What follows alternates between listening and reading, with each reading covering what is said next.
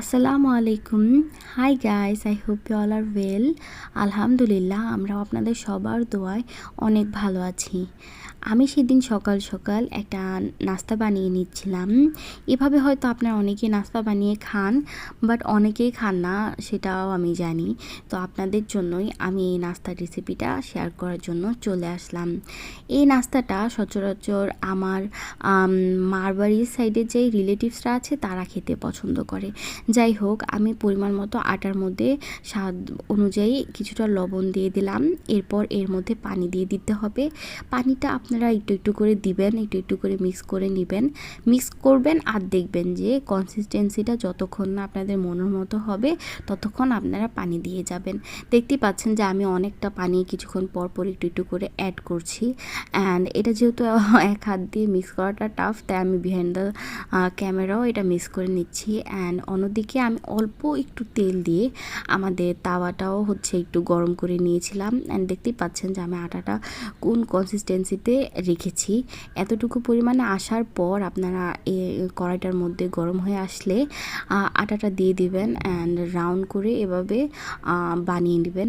এটার নাম চাপটি আমরা বলে থাকি, বাট এটা অনেকেই ঠিকমতো হয়তো এভাবে বানাতে পারেন না। অ্যাকচুয়ালি আমি যেভাবে বানাচ্ছি, কারণ এভাবে বানিয়ে নিলে এটা একদম রুটির মতো হয়। আবার আপনি চাইলে তেল দিয়ে ভেজে পরোটার মতো বানিয়ে নিতে পারেন।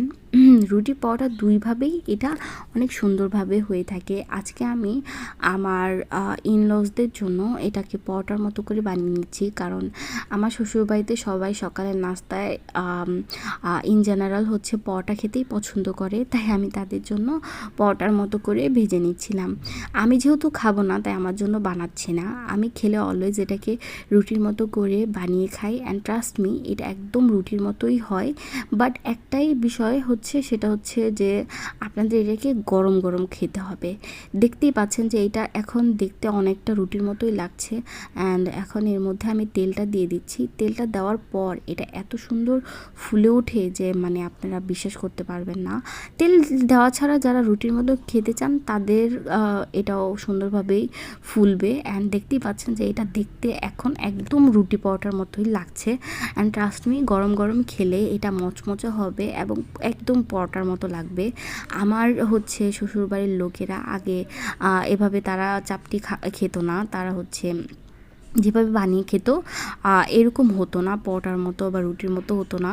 তো আমি যখন তাদের এভাবে ফার্স্ট টাইম বানিয়ে খাওয়াই, তো তারা অনেক শকড হয় যে হ্যাঁ, একটা চাপটি দিয়ে কীভাবে পরোটার মতো বানিয়ে খাওয়া যায়। কারণ এভাবে বানিয়ে খেলে কিন্তু